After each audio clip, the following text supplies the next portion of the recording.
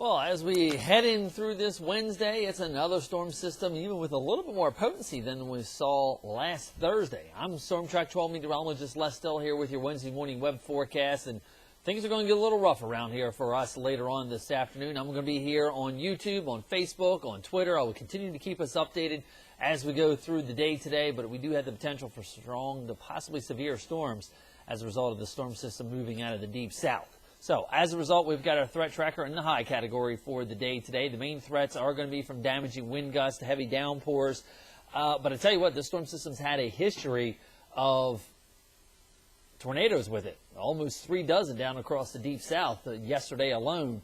So, as a result, the time period from 1 o'clock till 7 o'clock is when we have our major threat for us here in eastern Carolina. Then, as we go on through the day tomorrow, we do have a wind advisory that is going to remain in effect for the Outer Banks and coastal counties like Carteret County, Hyde County, Terrell, Dare, and the corresponding portions of area along the Outer Banks as well. So those strong storms will get going for later on this afternoon. We're already seeing some first band moving its way through the area. This morning, second band will come in with the main cold front once we get into the warm sector here. Mid to upper 60s for highs today. Quickly clearing out once the storm system does pass. We'll drop back into the 40s with those winds, rather gusty overnight tonight and especially through the day tomorrow.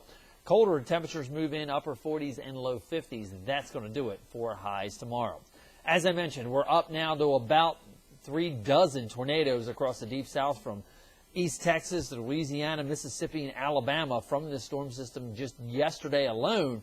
And you'll notice the blue dots there do represent the wind damage reports as well. Here's what we're looking at with the warm front lifting across South Carolina, North Carolina area as we speak right now. And that puts us into the warm sector. So we'll watch dew points surge into the upper 50s and low 60s. And that's one of the key ingredients that I'm looking at for the potential of the severe weather for us here. We need a lot of the high dew point air in here to help release the CAPE, or convective available potential energy. That gives us the buoyancies for the thunderstorms to get going. We've definitely got a lot of shear in place. So that is the different winds at different levels of the atmosphere are coming at different speeds. And it's almost kind of like a tank where if, you hold the track on one side, or your zero-turn mower maybe even, your other one's going to continue to pivot and rotate. That's exactly what we're going to be seeing with this storm system. Winds at lower speeds at the low levels of the atmosphere, faster above, so you're going to tend to get those storms rotating. And if they're caught in an updraft, in a thunderstorm, that's going to take a horizontal barrel roll into a vertical barrel roll relatively quickly. And, of course, that vertical barrel roll is what we worry about as far as tornadoes are concerned. Now, this is a parade of storms that's continuing. We're only about halfway through. This will depart out of here. And then we watch the next storm system, which is currently coming down the coast of California. That will be in our backyard as we head on in through Saturday, with another one coming right after New Year's Day itself. So the parade of storms are going to continue. And part of the reason for that is it has a lot to do with what's going on at the jet stream level here. We've talked about this before. We've got 2 branches of the jet stream. The northern branch brings the cold. The southern branch brings the moisture and the storminess. And as a result here, you can take a look at what Future Track is showing us here. This low pressure system, it takes on what we call a negative tilt. Now, if it's like this, that's positive, that's neutral. This is positive, but notice how the trough axis like this is negative. So what that does is that allows air to fan out at different levels of the atmosphere to enhance the upward vertical motion here over eastern Carolina. And as a result, that's one of the reasons that I am concerned that we could have some of the strong to possibly severe storms with this trough as it does work its way on through. Again, it's fast moving, it's in and it's out of here, and we still continue with those southwesterly winds blowing in here as we go through Thursday and Friday. Notice the excessive cold air remains bottled up here across southern Canada, but each one of these storms, it progresses just a little bit further to the south here, and that's why I am concerned that by early part of 2013, we could have our first chance of some winter precip here in eastern Carolina. Next storm system is the one coming down the coast of California right now.